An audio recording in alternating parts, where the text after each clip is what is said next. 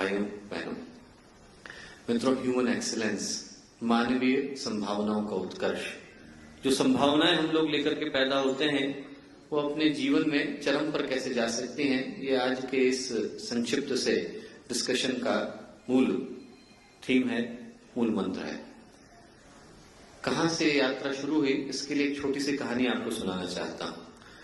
वर्ष 2006 की घटना है। मैं चेल्सी वेस्टमिनिस्टर हॉस्पिटल है, वहां पर कार्यरत था। एक बार साइकेट्री का ऑन कॉल चल रहा था, रात की घटना है।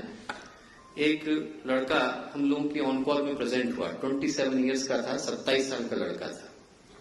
कैम्ब्रिज से उसने टॉप किया था। ही वॉज 2:1 इन मेजर्स, एकदम एब्सोल्युटली इमैक्युलेट, इंटेलिजेंट, उसकी इंटेलिजेंस में कोई क्वेश्चन नहीं था।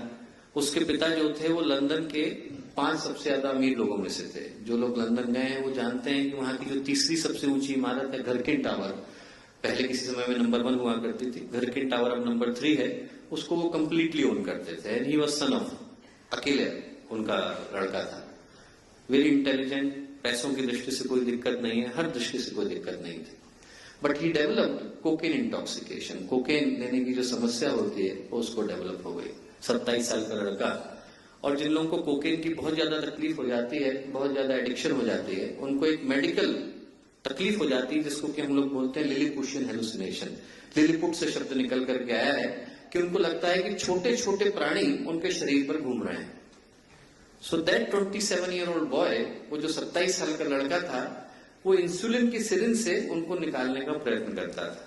जिस रात को हमने उसे देखा, उस रात उसके पैर में कुछ नहीं तो 30 के करीब छेद रहे होंगे, जिसमें से आप प्रैक्टिकली बोन को देख सकते थे। The person who had everything, intelligence थी, पैसा था, सोशल दृष्टि से कोई दिक्कत नहीं थी, लिखने पढ़ने में होशियार था, दिखने में बहुत अच्छा था, इस सब के बावजूद एक दिक्कत है।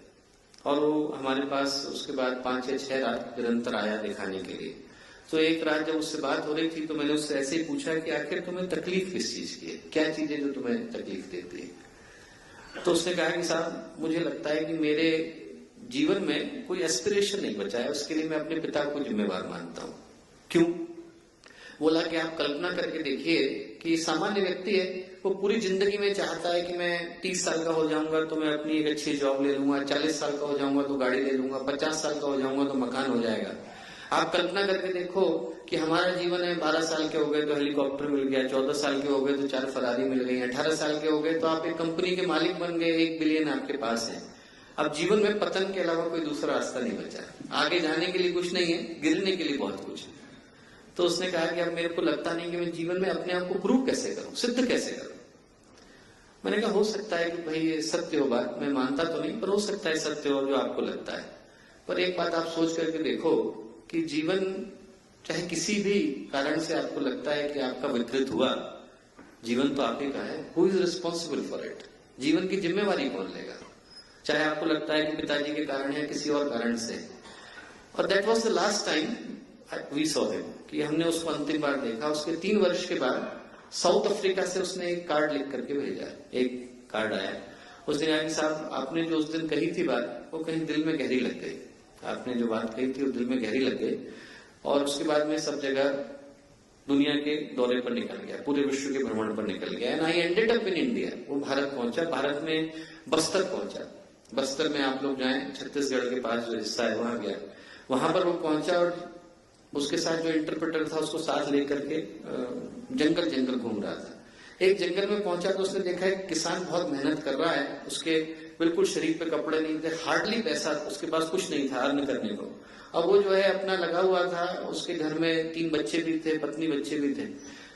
और उसने इसको देखा तो उसने उसको खाने के लिए बुला लिया, जिसके पास खुद नहीं था खाने के लिए, उसने उसको खाने पे बुला लिया। अंदर गया वो खाने के लिए, उनके पास बैठा तो उसने देखा सब लोग बहुत खुश हैं। उसने कहा आप लोग इतने खुश क्यों, आपके पास तो कुछ भी नहीं है। तो किसान बोला साहब हमारे पास कुछ नहीं है। किसने कहा आपको कि हमारे पास कुछ नहीं है? बोले हमारे पास पैसे नहीं है, परिवार तो है, हम लोग सुखी। और जैसे ही उसने बात सुनी वो वापस लौटा, अगली फ्लाइट उसने ली, वापस लंदन गया और बोला कि उस रात को मैं अपने पिता को गले लगा करके रोया। 4 घंटे, उसने लिखा पत्र में, 4 घंटे मैं और वो निरंतर रोए, फुट फुट करके रोए। हम लोगों के पास एक शब्द नहीं थे कहने को, हम लोग दिल तक भरे बैठे बोले मुझे लगा पहली बार कि हमारे पास जीवन तो है, जीवन की दिशा को हम लोग खो बैठे हैं, कि हम लोग एक दूसरे के पास रहते हैं, एक छत के नीचे रहते हैं और एक दूसरे से अपरिचित होकर के रहते हैं, परिवार हैं, प्रेम को खो बैठे हैं हम लोग। और उसने कहा कि साहब आप बताइए कि मुझे जीवन तो मिल गया है, किस दिशा में जाने की आवश्यकता है। तो मैंने उसे गुरुदेव की मानवीय उत्कर्ष की जो सोच है वो लिख करके भेजी। गुरुदेव ने जो मानवीय उत्कर्ष की सोच दी थी, जो उसके साथ डिस्कशन था, वही आज आप लोगों के साथ करने जा रहा हूं दोस्तों। गुरुदेव ने कहा कि मनुष्य का जीवन हम लोगों को मिला है और इसके पीछे दो ही कारण हो सकते हैं। एक कारण तो यह है कि जीवन हम लोगों को एक एक्सीडेंट के रूप में मिल गया है। We got this life as a default, कोई मिस्टेक हुई, कोई केमिकल रिएक्शन हुई और हम लोग यहाँ पर हैं। और यदि हम लोगों के इस धरती पर होने के पीछे का कारण यह है तो इसको बर्बाद करने में हमें संकोच नहीं करना चाहिए। एक ही बार मिला है, जितने बुरे काम हम लोग कर सके वो कर लेना चाहिए। आप लोग जॉन एफ कैनेडी एयरपोर्ट जाएं तो बाहर निकलते से बड़े बड़े अक्षरों पर लिखा हुआ YOLO, you only live once, आप एक ही बार जीते हो, तो जो जो बुरे काम करने हैं आप एक ही बार में कर लो। एक संभावना तो ये, एक फिलॉसफी ये है जिस पर कि लोग विश्वास करते हैं। और दूसरी संभावना वो है जिस पर गुरुदेव विश्वास करते थे। गुरुदेव का कहना था कि मनुष्य का जीवन आदमी को बहुत कष्ट कठिनाइयों के बाद मिलता है, बहुत जगह भटकने के बाद, बहुत सारी योनियों से गुजरने के बाद, बहुत सारी समस्याओं से निकलने के बाद हम लोगों को ये जीवन एक देवीय संभावना के रूप में मिलता है, भगवान के अनुग्रह के रूप में मिलता है। We get this life as a divine blessing. यदि हम लोगों को ये भगवान के अनुग्रह के रूप में मिला है दोस्तों, तो हम में से प्रत्येक व्यक्ति को जो हमारे जीवन की फिल्म चल रही है उसको पॉज करके राइट एट दिस मोमेंट एक बार अपने जीवन की इस फिल्म को पॉज करके दोबारा से कॉन्टेम्पलेट करने की आवश्यकता है, सोचने की आवश्यकता है कि हम अपने जीवन के साथ न्याय कर रहे हैं कि नहीं कर रहे हैं। The opportunity that has been given to us, जो संभावना हम लोगों को मिली है, जो अवसर हम लोगों को मिला है, जो सौभाग्य हम लोगों को मिला है, उसके साथ हम लोग न्याय कर पा रहे हैं कि नहीं कर पा रहे हैं। और आज की इस प्रेजेंटेशन का यही उद्देश्य दोस्तों। इसका उद्देश्य यहां से उत्तर लेकर के जाना नहीं है, इसका उद्देश्य यहां से प्रश्नों को लेकर के जाना है कि when you should reach home, आपके मन में प्रश्न आए कि हम अपने जीवन के उद्देश्य के साथ न्याय कर पा रहे हैं कि नहीं कर पा रहे हैं। छोटा सा प्रेजेंटेशन है और इसी सोच के साथ है। यहाँ पर कोई प्रवचन या उद्बोधन देने के लिए हम लोग नहीं खड़े हैं, बल्कि आप लोगों के साथ बातचीत करने के लिए खड़े हैं और उन मुद्दों को लेकर के खड़े हैं जिनका सरोकार हम सबके जीवन के साथ है, निरंतर है, लगातार है। तो दोस्तों ये जो प्रेजेंटेशन है इसके 3 छोटे छोटे हिस्से हैं। एक हिस्सा मानवीय जीवन को अवतारी सत्ताओं की दृष्टि से देखना है। जो इनलाइटेड बीइंग्स है, इल्यूमिनेटेड बीइंग है, वो लोग क्या सोचते हैं कि जो मनुष्य का जीवन मिला है, what is the purpose of that life, हम लोग को जो अपॉर्चुनिटी मिली है इसका उद्देश्य क्या है। और दूसरा, उसी अपॉर्चुनिटी को, उस क्राइटेरिया को जो इनलाइटेड बीइंग्स ने तय किया, अवतारी सत्ताओं ने तय किया, उस पैरामीटर पर हम लोग कहां खड़े उतरते हैं, उस पर अपने आप का मूल्यांकन करना है। टू एवल्यूट अवरसेल्फ कि where do we stand. And third, कि उस क्राइटेरिया पे भी हम लोग सही नहीं उतरते हैं, उस पैरामीटर पर हम लोग सही नहीं उतरते हैं, तो हमें किस दिशा में जाने की आवश्यकता है, जिसको कि गुरुदेव ने उत्कर्ष का पथ कहा। तो मैं शुरुआत करूंगा, जैसा मैंने कहा, अवतारी सत्ताओं के चिंतन से। और मेरे ख्याल से स्वामी विवेकानंद के अतिरिक्त और कोई व्यक्तित्व नहीं हो सकता जिनके चिंतन को लेकर के हम लोग इतने महत्वपूर्ण विषय को आगे बढ़े। हर व्यक्ति मेरे ख्याल से स्वामी विवेकानंद से परिचित होगा, एक ऐसी शख्सियत जिनने जीवन के 40 वर्ष नहीं देखे पर उस अवधि में वो ऐसा कर गए जो बहुत सारे लोगों के लिए हजारों वर्ष तक कर पाना संभव नहीं होता। Remarkable things he said. और उसमें से एक जो खूबसूरत बात उन्होंने कही, जो यहाँ पर आप लोगों के सामने है, बहुत सारी अच्छी बातें स्वामी विवेकानंद ने कही, पर ये हमने से हर व्यक्ति के साथ सरोकार रखती है कि all the power in the universe is already hours. दुनिया की सारी ताकतें पहले से हमारे पास हैं, अंदर हम लोग लेकर के बैठे हैं। It is we who have put our hands before our eyes and cried that it is dark। ये हम लोग हैं जो अपने चेहरे को ढक लेते हैं, खिड़की दरवाजे बंद कर लेते हैं, लाइट ऑफ कर लेते हैं, उगता हुआ सूरज है उसकी तरफ से चेहरा घुमा करके खड़े हो जाते हैं, शुतुरमुर्ग की तरह से अपना सिर, गर्दन जो है जमीन के अंदर डाल लेते हैं और फिर शिकायत करते हैं कि आज सवेरा नहीं हुआ। यदि हम लोग ऐसा करें तो उसमें कसूर सूरज का नहीं है, कसूर इस बात का है दोस्तों की संभावनाएं हम में से हर एक के पास थी, पर हम लोगों ने संभावनाओं को साकार करने से मना कर दिया। यदि दिव्यता, भगवान, परमात्मा किसी एक पॉलिसी पर काम करता है तो इक्वल अपॉर्चुनिटी पे करता है, हर व्यक्ति को एक जैसी संभावना देकर के भेजता है, हर व्यक्ति के पास एक जैसे अवसर देकर के भेजता है। उन अवसरों को सौभाग्य में बदलना, उन अवसरों को साकार करना, उन अवसरों को मूर्त रूप देना हम लोगों की जिम्मेवारी है। जब ये बात स्वामी विवेकानंद कहते थे तो वेदांत की एक बड़ी खूबसूरत कहानी भी शेयर किया करते थे। और कहानी एक गर्भवती शेरनी की थी। गर्भवती शेरनी जंगल में शिकार करने के लिए गई, पीछे से शिकारी आया, तीर चलाया, शेरनी के लगा और शेरनी का देहांत हो गया। मरने से पहले उसने एक बच्चे को जन्म दिया, छावा, जो शेर का बच्चा होता है उसको जन्म दिया। और जो शेर का बच्चा था उसको वहां पर रहने वाले हिरणों के झुंड ने करुणावश पालना शुरू कर दिया, क्योंकि उनको लगा कि तो माँ है नहीं इसकी, कौन देखभाल करेगा। और धीरे धीरे जब वो शेर का बच्चा हिरणों के साथ पलने लगा तो वो भूल गया कि वो शेर है, उसे लगने लगा कि वो भी हिरण है। जो बाकी के हिरण करते वो भी करता, जैसे जैसे हिरण घूमते ऐसे ऐसे वो भी घूमता, वो तितलियों के पीछे भागता वो भी भागता, घास खाता वो भी खाता। एक दिन असली का शेर आया और शेर आकर के जोर से दहाड़ा। जैसे ही शेर दहाड़ा सारे के सारे हिरण भागे, उनके मन में तो डर था, वो भागे, उनको देख करके ये वाला शेर भी भागा। अब बड़े शेर ने सोचा कि यार हिरण भाग रहे हो तो भाग रहे हैं, शेर क्यों भाग रहा है? तो हिरणों को तो क्या भूल, उसने शेर को पकड़ा, उसने कहा भैया तू कहां जा रहा है? तो घबराया, उसने कहा मुझे छोड़ दो, मैं तो हिरण हूं।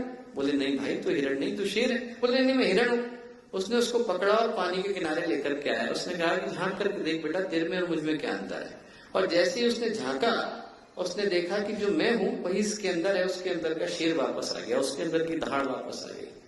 और दोस्तों वो जो कहानी है उस कहानी का मर्म यही है कि जो अवतारी सत्ताएं आती हैं उनके आने के पीछे का एक उद्देश्य तो उस डिवाइन ऑब्जेक्टिव को अकम्प्लिश करना होता है जिसको कि वो लोग लेकर के आए, और दूसरा उस शेर की तरह से हमें याद दिलाना होता है कि वो शेर हमारे अंदर भी है, वो विवेकानंद हमारे अंदर भी छुपे हुए हैं, वो गुरुदेव हमारे अंदर भी बैठे हुए हैं, वो रामकृष्ण परमहंस हमारे अंदर भी बैठे हुए हैं, वो सारे के सारे हमारे अंदर हैं। वही दो हाथ, वही दो पैर, वही दो आंखें लेकर के हम लोग आए हैं। तो यदि वो लोग अपना जीवन इतनी खूबसूरती के साथ जी सकते हैं, इतनी अच्छी संभावनाओं के साथ जी सकते हैं, तो हमें वैसा जीवन जीने से हमारे अलावा कौन रोक रहा है? यदि हम लोग ध्यान से देखें तो मनुष्य का जीवन संभावनाओं के बीच में झूल रहा है। हर तरह की संभावनाएं हमारे पास। अकेला मनुष्य का जीवन है जो संभावनाओं की कसौटी पर तोला जाता है। आप लोग ध्यान से देखें तो सिर्फ और सिर्फ ये सुविधा हम लोगों के पास है कि हमारे पास हम चाहें तो अपने जीवन को किधर की भी संभावनाओं की तरफ ले जा सकते हैं।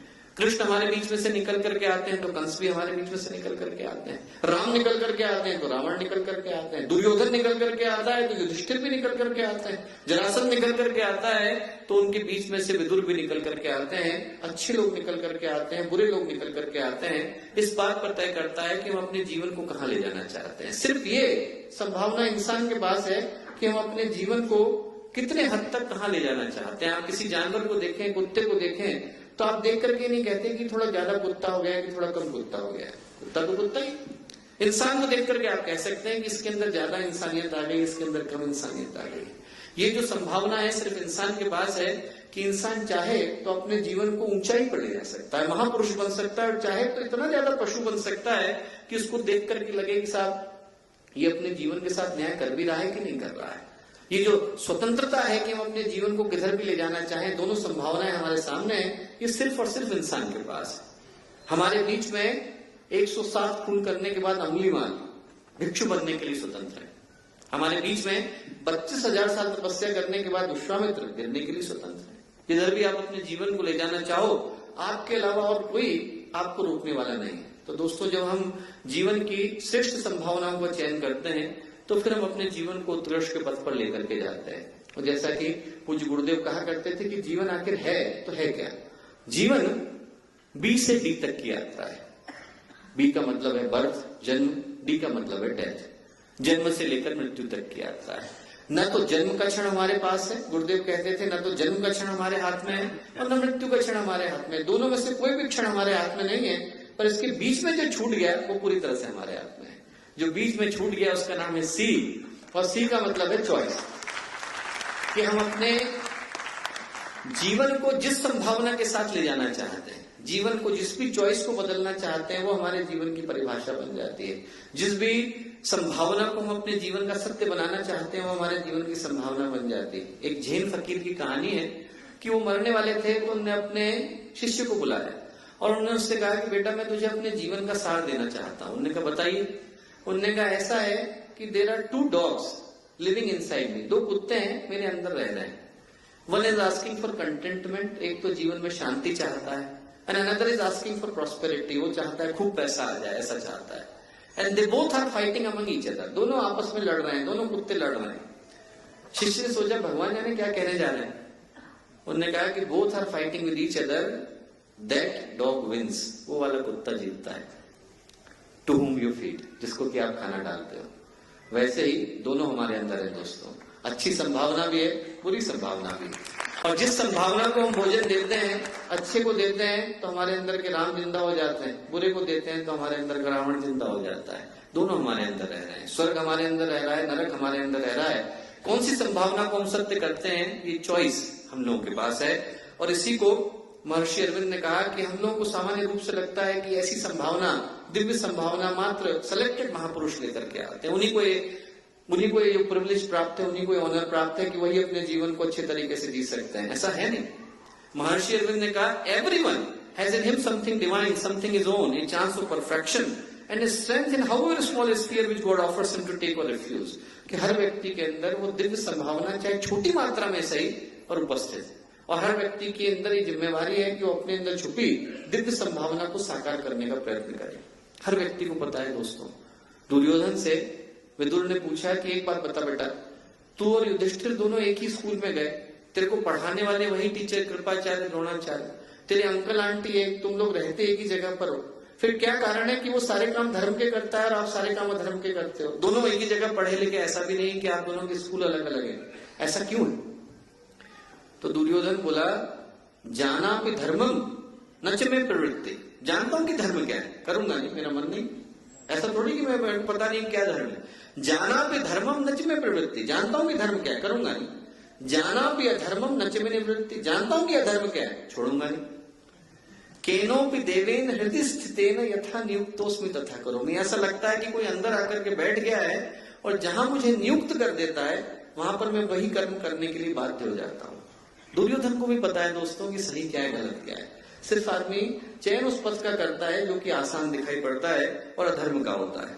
और इसी को पूज्य गुरुदेव ने कहा कि हर व्यक्ति के अंदर जो दिव्यता की संभावना है, हर व्यक्ति के अंदर जो भटका हुआ देवता है, हर व्यक्ति के अंदर जो छुपा हुआ महामानव है, यदि वो जाग जाए, मनुष्य के अंदर देवत्व का उदय हो जाए, तो इस धरती को स्वर्ग बदलते देर नहीं लगेगी। किसी और स्वर्ग की आवश्यकता क्या है? यदि हम में से हर व्यक्ति के अंदर का देवता जाग जाए तो क्या हमें किसी और स्वर्ग की आवश्यकता है?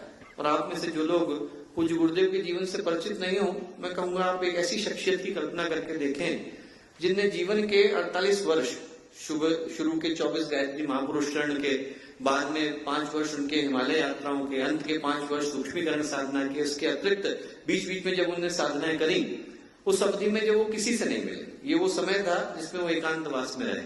और बाकी के 32 वर्षों में उनने 3400 के करीब पुस्तकें लिखी। एक ऐसी शख्सियत जिनने पूरे के पूरे वैदिक साहित्य का अनुवाद किया और उसको निःशुल्क अवेलेबल करा दिया। There is no copyright, anyone can have it. अपने व्यक्तिगत रूप से जा करके 5000 केंद्रों की स्थापना गुरुदेव ने करी। आप कैलकुलेशन करके देखें कि यदि हम लोगों में से प्रत्येक व्यक्ति के पास मात्र यही काम हो कि हमें उस एक केंद्र में जाना है जिसको गुरुदेव ने स्थापित किया, तो 14.5 वर्ष के बाद दोबारा उस स्थान में जा रहे होंगे। एक व्यक्ति जो एक साथ 5000 व्यक्तियों का जीवन जी करके गए, और उनके जीवन के जो अंत के 5 वर्ष थे वो इसी उद्घोषणा के लिए थे कि आज मानवता एक चौराहे पर आकर के खड़ी हो गई। यदि हम लोग इसी गति से, इसी दिशा में, इसी दशा से चलते रहे तो फिर हम लोग अपने बच्चों के लिए शमशान घाट छोड़ करके जा रहे होंगे।